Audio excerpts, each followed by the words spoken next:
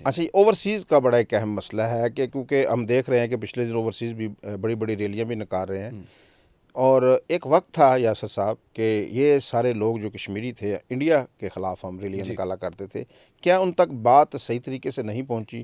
اور بالخصوص میں ایم پی جو ہیں عمران حسین، وہ ہمیشہ گفتگو اے جے کے حوالے سے، یہ ایکشن کمیٹی کے حوالے سے کرتے ہیں، وہ مقبوضہ کشمیر جہاں 7 لاکھ بھارتی فوج، وہاں عصمت دری، وہاں نامعلوم لاشیں، وہاں بے نام قبریں، وہاں ہاف ویڈوز کی تعداد ہزاروں میں، وہ ایشوز اس ایشو سے دب گیا ہے؟ کیا ان لوگوں کو ڈی ٹریک کر دیا ہے کسی نے؟ وہ ایک ٹرم ہوتی ہے خواجہ صاحب، اسے کہتے ہیں ڈائسپورا پالیٹکس.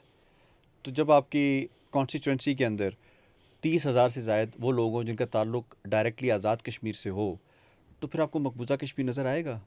آپ کو آگے الیکشنز بھی نظر آ رہے ہوں تو پھر آپ کیا بات کریں گے؟ پھر آپ یہی بات کریں گے نا کہ وہ. اور میں آپ کو جہاں تک آپ نے بات کی بہت بڑی ریلیوں کے حوالے سے جو ابھی نکل رہی ہیں، تو بہت بڑی ریلیاں میں اس لیے بھی نہیں کہوں گا کہ یو کے اندر ہی صرف کشمیریوں کی تعداد جو ہے وہ تقریباً 12 لاکھ ہے. تو 12 لاکھ میں سے اگر 1500 بندہ ایک لنڈن کی اسٹریٹ پہ نکلتا ہے تو ہمیں تو اسٹریٹ بھری ہوئی لگے گی نا. تو اس کی پرسنٹیج آپ نکال لیں کتنی بنتی ہے. تو میجورٹی آف دا پیپل نہ وہ فردوسی کو سپورٹ کرتے ہیں، نہ وہ جو وہاں پہ خواجہ ہے اس کو سپورٹ کرتے ہیں، وہ پاکستان کو سپورٹ کرتے ہیں، پاکستان کے، اور وہ ان کے پروپیگنڈے میں بھی نہیں آتے. اب ان کے تعلقات کن لوگوں سے کیا ہیں اس کے بارے میں میرا خیال ہے اتھارٹیز کو چیک کرنا چاہیے، اور خاص طور پہ یو کے کی گورنمنٹ کو انوالو کرنا چاہیے. ہماری گورنمنٹ کو اس کے اندر انوالو کرنا چاہیے. کہ کیوں انوالو کرنا چاہیے؟ دیکھیے، میں نے اس دن بھی یہ بات کی کہ ایم پی عمران حسین کہہ رہے ہیں کہ ان لوگوں سے بات کریں جو کہ پرتشدد ہیں، جنہوں نے پولیس والوں کو مارا ہے. تو اگر اسی رول کو ہم اپلائی کریں تو پھر 2024 کے اندر یو کے میں جو رائٹس ہوئے اس میں کیا ان رائٹس کرنے والے جو پرتشدد لوگ تھے ان کے ساتھ بات انہوں نے کی؟ نہیں کی، نہیں بلکہ کی. جیلوں میں ڈالا، اچھا، اس سے اور پہلے ایک ہفتے کے 2011 اندر میں اندر سزائیں سنا کے. ایگزیکٹلی خواجہ صاحب 2010-11 میں جو رائٹس ہوئے ان کے ساتھ انہوں نے بات کی؟ نہیں کی. اس سے پہلے 1998 میں ایک گڈ فرائیڈے ایگریمنٹ ہوا. کس کے ساتھ ہوا؟ آئرلینڈ کے ساتھ ہوا، جو ان کا آئرش کے ساتھ معاملہ چل رہا تھا ان کے ساتھ ہوا. کیا ان کے ساتھ اس وقت تک انہوں نے بات کی جب تک انہوں نے سرنڈر نہیں کیا؟ نہیں کی. تو 300 سال یہ یو کے میں ان لوگوں کو سزائیں دے چکے ہیں جن لوگوں نے تشدد کا راستہ اپنایا. بالکل. تو ہمیں وہ ایم پی عمران حسین صاحب اٹھ کے یہ کہہ رہے ہیں کہ جو لوگ آپ کو گولیاں ماریں آپ ان کے ساتھ بیٹھیں. بھائی یہ پریکٹس پہلے یو کے میں کریں نا، تو ہم آپ کو فالو کریں گے. بالکل ٹھیک. ٹھیک ہے، تو سمپل یہ وہاں بات نہیں، ہے. وہاں کے لیے اور ایک یہ رول رویہ ہے، اور ہاں، پاکستان کے تو لیے اور یہی رویہ. وجہ ہے کہ یو کے کی گورنمنٹ کی طرف سے ابھی تک کوئی اسٹیٹمنٹ ایم پی عمران حسین صاحب اتنے سگنیچرز کے بعد پاکستان کے حوالے سے نہیں لے سکے. کیوں؟ کیونکہ کسی طور پہ بھی ہیومن رائٹس کی وائلیشنز نہیں ہو رہی. کیونکہ یو کے کی گورنمنٹ کو پتا ہے کہ ہیومن رائٹس کی وائلیشنز اگر ہو رہی ہیں تو مقبوضہ کشمیر میں ہو رہی ہیں. کیونکہ وہاں کی جو 8 لاکھ فوج ہے، 14 15 16 کور ہے، وہ ایل او سی کے لیے نہیں ہے، وہ کشمیریوں کے لیے ہے. بالکل. ہر 7 کشمیری کے اوپر ایک فوجی جو ہے وہ اس وقت بندوق تانے کھڑا ہوا ہے. ہر ایک گھر سے نکلتے ہوئے 7 سے 8 پکٹس کا اس کو سامنا کرنا پڑتا ہے. آئی وش کہ ایم پی عمران حسین کبھی اس پہ بھی بات کریں. اچھا، عمر نذیر کشمیری صاحب نے ایک بات کا تو اعتراف کر لیا ہے کہ ہمارا جو سٹیج ہے وہ غلط استعمال ہوا ہے. اب ان کو تو مارجن دینا چاہیے، انہوں نے اعتراف کر لیا ہے جی ہمارا سٹیج غلط استعمال ہوا ہے. سر یہ اعتراف بھی ہے، اور اس کو میں کیا کہہ سکتا ہوں کہ اعتراف جرم بھی ہے. کیونکہ عمر نذیر کشمیری صاحب اس وقت کہاں تھے جب یہ سٹیج استعمال ہو رہا تھا؟ اسی دھرنے میں تھے. دھرنے میں تھے. عمر نذیر کشمیری صاحب نے کیا ان شخصیات کے بارے میں، ان کو سردار امان کے بارے میں پتہ نہیں تھا کہ کس قسم کی وہ زہریلی زبان پاکستان کے خلاف اور پاکستان کے اداروں کے خلاف استعمال کرتا ہے؟ کیا انہیں خواجہ مہران کے بارے میں پتہ نہیں ہے کہ جو کہتا ہے کہ اٹھو اور بغاوت کرو؟ تو کیا عمر نذیر کشمیری صاحب اتنے معصوم ہیں انہیں پتہ نہیں ہے؟ میں ایسے کہوں گا، چلیں دیر آئے درست آئے، یہ اعتراف جرم بھی اس کو کہہ سکتے ہیں کہ بھائی آپ نے یہ مانا نا کہ آپ کا جو سٹیج ہے وہ لوگوں کو، کیونکہ بنیادی طور پہ ہوتا کیا ہے، اس طرح کے لوگوں کو حکمت عملی کے طور پہ بھیجا جاتا ہے، جائیں اور جا کے لہو گرمائیں. تو جب انہوں نے دیکھ لیا کہ انہوں نے ساری اسٹریٹجیز اپنا لی ہیں، اب لہو گرمانے والا مرحلہ بھی گزر چکا ہے، اب تھکاوٹ کا احساس نظر آ رہا ہے، اب وہ تاریخیں بھی دے رہے ہیں، کبھی وہ 13 تاریخ کا کوئی کہہ رہے ہیں کہ جی اپنے اسکول بیگس کے ساتھ آئیں فلاں، حالانکہ اوور آل آزاد کشمیر میں دیکھا جائے تو اوور آل وہ چھٹیوں کا نوٹیفیکیشن بھی ہے، گرمیوں کی چھٹیاں بھی ہیں، تو صرف راولا کوٹ کی حد تک چلیں ٹھیک ہے کہ وہ سرما کی چھٹیاں ہو سکتی ہیں گرمیوں کی، لیکن باقی آزاد کشمیر بھی تو ہے۔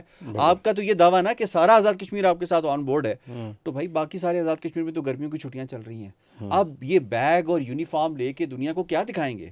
کیا دنیا اتنی لائل میں سارے اچھا 15 جولائی کو پھر ایک اور کال دے دی گئی ہے جی، 15 جولائی کو ہم مظفر آباد کی طرف لانگ مارچ کریں گے۔ ایک طرف تو یہ بات کرتے ہیں کہ ہم سے غلطیاں بھی ہوئی ہیں، بات چیت بھی کرنا چاہتے ہیں، اور پھر یہ کہہ رہے ہیں کہ 15 جولائی کو ہم پھر ریاستی دارالحکومت مظفر آباد کا رخ کریں گے۔ دیکھیے اس کے ساتھ انہوں نے ایک اور بات بھی کی ہے کہ آپ کے پاس 14 تاریخ تک کا ٹائم ہے، ہاں تو اب اس کا مطلب یہ ہے کہ وہ اس وقت تو جسے کہتے ہیں نا، وہ اردو ایک محاورہ ہے کہ کھسیانی بلی کھمبا نوچے، کہ انہیں اب اس وقت سمجھ نہیں آ رہی کہ جو کچھ ہم کر چکے ہیں، جو کچھ ہم سے سرزرد ہو چکا ہے، اب اسٹیٹ ہمیں ڈیفرنٹ لیول سے ٹریٹ کر رہی ہے، بالکل ویسے ہی جیسے فیصل ممتاز راٹھور نے ان کو بتایا تھا کہ موڈ اب چینج ہو چکا ہے۔ میں اکثر اپنے ویلاگ میں یہ بات کرتا ہوں کہ اسٹیٹ اب ہارڈ اسٹیٹ ہے، آپ کے ساتھ بہت نرم رویہ رکھا گیا ہے۔ اب سافٹ اسٹیٹ اگر آپ اس کے سامنے گن لے کے کھڑے ہوں گے تو آپ کو سافٹنیس نظر نہیں آئے گی۔ تو میرا خیال ہے اگر 15 تاریخ کو اس طرح کا کوئی مس ایڈونچر کرنے کی کوشش کریں گے تو نقصان ہوگا۔ اچھا، اس ساری تحریک کا منطقی نتیجہ آپ کو کیا نظر آتا ہے؟ یہ جو اتنا اشتعال انگیزی ہے، لہو گروا دیے گئے، پاسپورٹ کی بات ہو گئی، شناختی کارڈ کی بات ہو گئی، آزادی یا موت کی بات بھی ہوگی، ٹھیک ہے نا، تو اب کیا دیکھتے ہیں اس کا منطقی انجام کیا ہونے والا ہے؟ سر منطقی انجام جو ہے خالد صاحب ایک ہی ہے، اور یہ ہے وہ ٹیبل ہے اور اس کے علاوہ کوئی نہیں ہے۔ اور میں اس کو پھر دوبارہ یہ کہوں گا کہ وہ لوگ جو کسی جرم میں مبتلا نہیں ہیں، جو عام کشمیری ہمارا معصوم کشمیری ہے، ان کی ایک ترجمانی یقیناً ہونی چاہیے، اور وہ ترجمانی وہ کریں گے 27 جولائی 2026 کو اپنا ووٹ دے کر، اور جو بھی منتخب ہو کر ان کا ایم ایل اے آئے گا وہ پھر بیٹھ کر، اور یہ معاملات جو اس وقت کی حکومت وقت ہوگی آزاد کشمیر کی اس کے ساتھ، اور پاکستان کی جو فیڈرل حکومت ہے جو ہائی پاورڈ کمیٹی بنی ہے ان کے ساتھ بیٹھ کے اپنی جن 38 پوائنٹ ہیں، ان کو ہم ناجائز بالکل نہیں کہتے، ان کے اوپر بات کریں گے۔ لیکن وہ لوگ جو کہ کرائم کمٹ کر چکے ہیں، میرا خیال ہے وہ قانون اپنا رستہ لے گا اور وہ ان چیزوں کو فیس کریں گے۔ تو منطقی نتیجہ تو یہ نکلتا ہے، اس کے علاوہ تو کوئی نہیں نکلتا۔ یاسر صاحب، آپ کا انڈیا کے حوالے سے بڑی ایکسپرٹی ہے، آپ اس میں بڑی گفتگو کرتے رہتے ہیں، بڑا جانتے ہیں کہ وہاں کیا کیا جو اقلیتیں ہیں، جو باقی لوگ ہیں اپوزیشن کے ساتھ، وہاں انڈین حکومت جو مودی سرکار ہے کیا سلوک کر رہی ہے۔ یہ جو جوائنٹ عوامی ایکشن کمیٹی کی تحریک ہے، یہ انڈیا کو بڑی پیاری ہے۔ ہم دیکھتے ہیں کہ انڈین میڈیا ان کی تقاریر وہاں دکھاتا ہے اور ان کو استعمال، انڈین میڈیا کی کب سے یہ لاڈلے ہو گئے یا بڑی ان کی محبت کیوں جاگ پڑی؟ یہ بڑا امپورٹنٹ سوال ہے آپ کا خواجہ صاحب، اور یہی چیز ہم کہتے ہیں کہ میں 10 دفعہ یہ کہہ چکا ہوں کہ ہم کسی کو بھی انڈین ایجنٹ ڈکلیئر نہیں کرتے نہ کہتے ہیں، لیکن مسئلہ کیا ہے؟ مسئلہ یہ ہے کہ پچھلے 3 سالوں سے جو آپ نے کیاس کی فضا بنائی ہوئی ہے، ایک انارکی کی فضا بنائی ہوئی ہے، ایک ایسی جس کے اندر کوئی سسٹم لیس سسٹم آپ نے ایک بنایا ہوا ہے، ٹمبر کا سوٹا دکھا دکھا کے، اس کا فائدہ اگر کسی نے اٹھایا ہے تو وہ کون ہے؟ آپ کی ایڈورسری انڈیا ہے۔ تو جب انڈیا اس کا فائدہ بھرپور طریقے سے اٹھا رہا ہے، اب دیکھیں انڈیا کور لے رہا ہے، کور کیسے لے رہا ہے یہ بھی میں آپ کو بتا دیتا ہوں۔ انڈیا نے یاسین ملک صاحب پہ فرد جرم عائد کر کے عمر قید کی سزا سنائی، آسیہ اندرابی صاحبہ کا سزا سامنے آئی، ان کے جو ہسبینڈ ہیں پچھلے 30-35 سال سے قاسم پختو صاحب جو ہیں وہ جیل کاٹ رہے ہیں، شبیر شاہ صاحب نیلسن منڈیلا آف کشمیر، وہ 30-35 سالوں سے 10 سے 11 ہزار کشمیری بچہ اس وقت ہندوستان کی مختلف جیلوں میں گل سڑ رہا ہے، 1 لاکھ سے زائد کشمیری شہید ہو چکے ہیں، کنن پوش پورا ہو چکا ہے، اتنے زیادہ ہیومن رائٹس کی وائلیشنز ہو چکی ہیں۔ اب انڈیا کیا کور لے رہا ہے؟ انڈیا یہ کور لے رہا ہے، دیکھیں آزاد کشمیر میں یہ کچھ، پی او کے میں یہ کچھ ہو رہا ہے، آزاد کشمیر میں یہ، اس سے کیا کہ دنیا کی نظریں جو ہے وہ صرف اس بات پہ آ جائیں کہ دیکھیں یہ اس وقت جو ہے ہیومن رائٹس کی وائلیشن اگر کہیں پہ ہو رہی ہیں تو وہ آزاد کشمیر کے اندر، اس کے علاوہ نہیں ہو رہی۔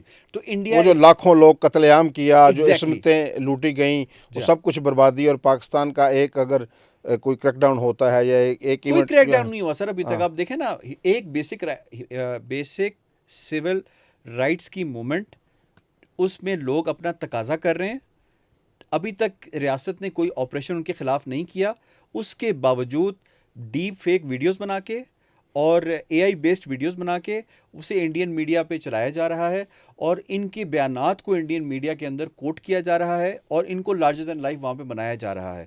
تو اس کا مطلب کیا ہے کہ انڈیا نے جو کچھ کمٹ مقبوضہ کشمیر میں کیا ہے, انڈیا یہ ثابت کرنے کی کوشش کر رہا ہے کہ دیکھیں آپ اگر مقبوضہ کشمیر کی بات کریں, آزاد کشمیر میں تو یہ کچھ ہو رہا ہے. تو ان کے بیانیے کو اگر کسی نے سپورٹ کیا ہے اس سارے پروسیس میں, تو میں کہہ رہا ہوں کہ وہ قلعدم جیک نے اپنے تمام یہ کاروائیاں کر کے تو انہوں نے یہ ایک تاثر دینے کی کوشش کی ہے کہ دیکھیں جناب, یہ جو آزاد کشمیر ہے یہ آزاد نہیں ہے, ہم آزاد فضاؤں میں سانس نہیں لے رہے. جبکہ 10 جولائی کو ابھی ہم نے برسی منائی سردار عبدالقیوم خان نے, مجاہد سردار اول سردار عبدالقیوم خان صاحب کی, تو آپ ان کی اسپیچز سن لیں. انہوں نے کہا کہ یہ دریک کے گراؤنڈ میں کھڑے ہو کے, راولا کوٹ میں کھڑے ہو کے سردار قیوم خان صاحب نے کہا تھا کہ نوجوانوں کو کہ یہ جو آزادی ہے نا یہ بہت مہنگی ہوتی ہے اور اس کو اپنے بڑی قربانیاں دے کے حاصل کیا ہے, اس کے ساتھ نوجوان اٹکیلیاں مت کریں, کہیں ایسا نہ ہو کہ آپ کو اپنی آزادی لینے کے لیے جوتیاں چٹخانی پڑیں. یہ ان کے جملہ ہے. یہ میں چاہوں گا کہ لازمی لوگ اس کی طرف دیکھیں. تو اس وقت انڈیا اس پہ بھرپور فائدہ اٹھا رہا ہے اور ان کی بیوقوفیوں کی وجہ سے, نادانیوں کی وجہ سے, اور ان کے وہ ہینڈلر جو کہ باہر بیٹھے ہوئے ہیں جن کا ہمیں نہیں پتا کن کے ساتھ کن کا تعلق ہے, یہ ان کی اشیر بات کی وجہ سے انہوں نے وہ فائدے پہنچائے ہیں. یاسر صاحب بہت شکریہ, آپ نے تقریباً جو اس وقت درپیش آزاد کشمیر کی سیاست کو, سماج کو درپیش حالات ہیں اس کا بڑا تفصیلی طور پر تجزیہ پیش کیا. ناظرین, آپ نے یاسر رحمان صاحب کی گفتگو سنی ہے, انہوں نے میرے خیال میں کوئی چیز چھوڑی نہیں, ہر پہلو کو پوری طرح اجاگر کر دی ہے. آپ بھی اس پر اپنی ہمیں رائے ضرور دیجیے گا. آج کے لیے اتنا ہی. اپنا بہت ذرا خیال رکھیے گا. اللہ نگہبان.